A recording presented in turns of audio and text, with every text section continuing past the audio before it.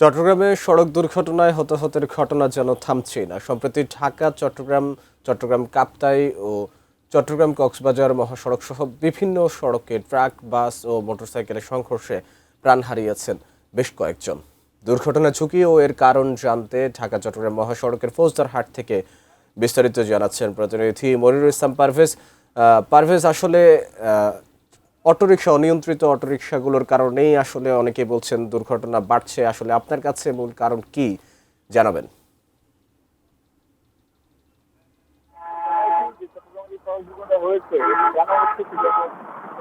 জানার চেষ্টা করেছি যে গতকাল থেকেই আমি খবর নিয়েছি জায়গায় এখন যে জায়গাটি রয়েছে দুর্ঘটনা প্রবণ এলাকা এবং আপনাকে দেখতে পাচ্ছেন আমার পিছনে এখানে গাড়ি ইউটার্ন করে এবং একটি গাড়ি ইউটার্ন করে ডান দিক দিয়ে চলে যায়, সেটি টানেল হয়ে আগ দিকে চলে যায় এবং এটি ঢাকা চট্টগ্রাম মহাসড়ক, অর্থাৎ একটি গাড়ি দুটো দিকে আসে এবং আরেকটি গাড়ি টার্ন করে এই জায়গা থেকে ইউটার্ন হয়। তো এই যে ইউটার্ন হচ্ছে এবং এই জায়গাটির মধ্যে আবার দ্রুতগামী যে যানবাহন সেগুলো চলে যাচ্ছে, অনেক সময় অনেকে নিয়ন্ত্রণ হারাচ্ছে, যে গতি রয়েছে আগে দেখে রাখি। এই যে আমরা এখন যে জায়গাটিতে রয়েছি এই জায়গাটিতে আমরা দেখেছি যে উল্টো মানুষ গাড়ি চালাচ্ছে এবং এই প্রবণতাটা কিন্তু বেশি। তবে এই যে আচ্ছা, আপনি এই যে উল্টা আসলেন কেন একটু বলেন তো।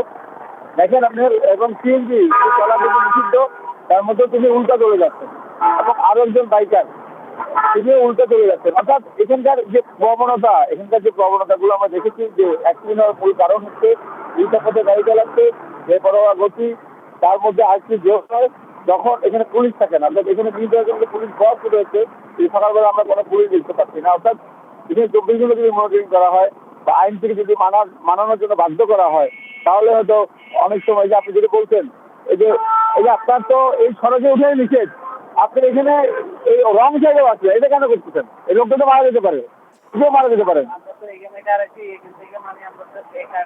এই সড়কে তো এটা উঠেই নিষেধ, তার মধ্যে আবার রং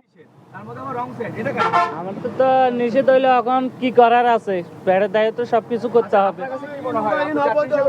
অবশ্যই এটা রং সাইডে আসা হচ্ছে, এটা আসা ঠিক না।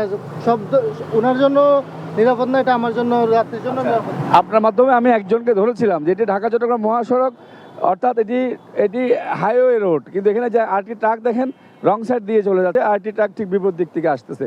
অর্থাৎ মানুষের সচেতনতার অভাব, মানুষ যে যার মতো করে গাড়ি চালাচ্ছে, বেপরোয়া গতি হচ্ছে, কেউ আইন মানছে না, বিভিন্ন কারণে আসলে দুর্ঘটনা ঘটছে। তবে এই পর্যন্ত শুধু এই ঢাকা চট্টগ্রাম মহাসড়কের সীতাকুণ্ড মিরেশ্বরে এখানে প্রায় শতাধিক মানুষের কিন্তু মৃত্যু হয়েছে।